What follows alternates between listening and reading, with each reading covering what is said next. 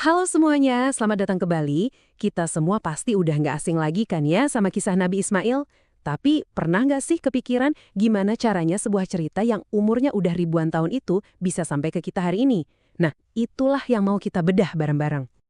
Jadi pertanyaan besarnya begini, gimana sebuah narasi bisa awet ribuan tahun, melewati jatuh bangunnya peradaban dan tetap utuh sampai sekarang? Ini tuh bukan sekedar cerita loh, ini kayak sebuah keajaiban pewarisan informasi. Jawabannya ternyata tersembunyi di sini, di dalam lembaran-lembaran yang udah rapuh ini. Naskah kuno itu bukan sekedar kertas tua, teman-teman. Mereka ini ibarat kapsul waktu yang membawa suara dan cerita dari masa lalu langsung ke hadapan kita. Oke, terus gimana cara kita membuka harta karun ini? Ternyata nggak bisa langsung dibaca gitu aja. Kita perlu semacam kunci khusus buat memecahkan kode dari masa lalu ini. Tantangan pertamanya, ya ini, bahasanya. Banyak banget naskah kuno di Nusantara ditulis pakai aksara Arab Melayu. Buat kita sekarang, tulisan ini udah kayak kode rahasia kan? Nah, inilah dinding pertama yang harus kita tembus. Dan disinilah para pahlawan kita muncul, para filolog. Anggap aja mereka ini detektif sejarah. Filologi itu ilmunya. Mereka melakukan dua hal penting, alih aksara, yaitu mengubah tulisan kuno jadi huruf Latin yang kita kenal, dan alih bahasa, alias menerjemahkannya. Merekalah kunci kita. Nah, salah satu naskah yang berhasil dibuka adalah Kisah Nabi-Nabi karya Azhari Al-Khalidi Rahmatullah. Naskah inilah yang bakal jadi jendela kita buat ngintip beberapa detail mengejutkan dari kisah Nabi Ismail yang mungkin belum pernah kita dengar sebelumnya. Oke, kuncinya udah di tangan, sekarang mari kita buka ceritanya. Kita mulai dari babak pertama kehidupan Nabi Ismail, sebuah ujian yang super berat di tengah gurun pasir. Coba bayangin deh, atas perintah Tuhan, Nabi Ibrahim membawa istrinya dan bayinya yang masih merah ke sebuah lembah yang benar-benar kosong. Nggak ada pohon, nggak ada air, cuma pasir dan batu. Kebayang nggak sih gimana perasaan seorang ibu saat itu? Ini ujian iman yang luar biasa banget, bahkan sejak langkah pertama. Nggak lama, bekal mereka habis. Siti Hajar panik banget lihat putranya nangis kehausan. Saking putus asanya, dia lari bolak-balik 7 kali antara dua bukit, Sofa dan Marwah, berharap ada bantuan.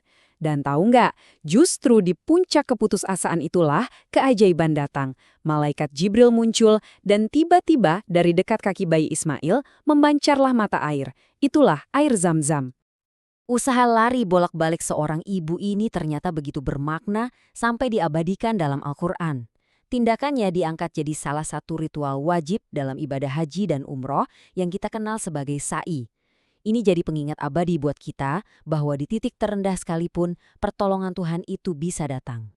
Sekarang kita lanjut ke ujian berikutnya. Mungkin ini bagian yang paling dramatis dan paling terkenal dari kisah Nabi Ismail, perintah pengorbanan. Waktu berjalan, Ismail tumbuh jadi pemuda yang sangat dicintai. Lalu datanglah ujian yang rasanya nggak masuk akal.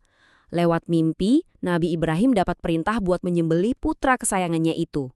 Ini bukan cuma ujian ketaatan, tapi juga ujian cinta seorang ayah. Coba kita perhatikan dialog ayah dan anak ini. Ibrahim nggak langsung maksa loh, beliau malah nanya pendapat anaknya. Dan jawaban Ismail, ayah lakukan saja apa yang diperintahkan. Wow, ini nunjukin tingkat keimanan dan kepasrahan yang luar biasa dari seorang anak muda. Inilah momen puncaknya. Waktu Ibrahim, dengan hati yang hancur, menempelkan pisau ke leher putranya, terjadilah keajaiban. Atas izin Allah, pisau setajam apapun saat itu langsung jadi tumpul. Sama sekali nggak bisa melukai Ismail. Allah udah melihat bukti ketaatan mereka yang total. Ujian itu selesai. Sebagai gantinya, seekor domba muncul untuk disembelih. Nah, peristiwa inilah yang jadi cikal bakal ibadah kurban yang kita rayakan setiap Idul Adha. Eits, tapi kisah mereka belum selesai. Ujian berikutnya bukan tentang kehilangan, tapi justru tentang membangun. Sebuah proyek raksasa yang bakal jadi pusat spiritual miliaran manusia. Beberapa tahun kemudian, Allah memerintahkan Ibrahim dan Ismail yang sekarang udah dewasa untuk membangun sebuah rumah ibadah di Mekah. Sebuah bangunan yang kita kenal sekarang sebagai Ka'bah.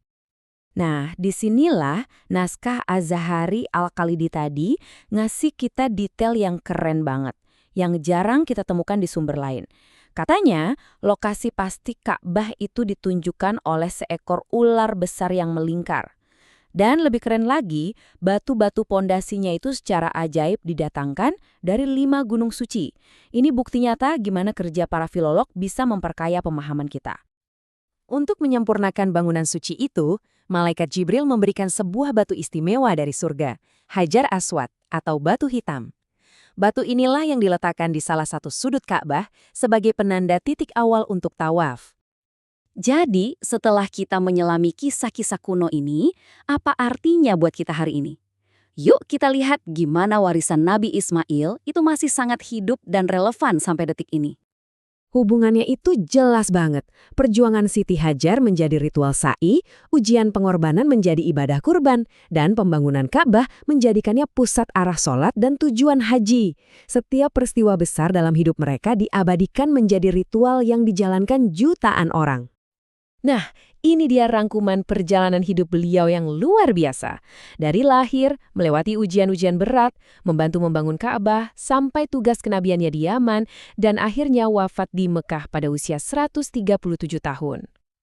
Jadi, kita kembali lagi ke titik awal. Kisah-kisah yang penuh pelajaran soal iman dan sabar ini nggak hilang begitu saja. Semuanya berkat kerja keras para filolog yang membuka kunci naskah-naskah kuno sehingga warisan ini terus hidup dan menginspirasi kita semua. Ini bikin kita mikir kan, kalau dari satu naskah aja kita bisa dapat detail baru yang sekaya ini, coba bayangin, kisah menakjubkan apa lagi ya yang masih terkunci di luar sana di dalam naskah-naskah kuno lain yang cuma menunggu untuk ditemukan dan diceritakan kembali.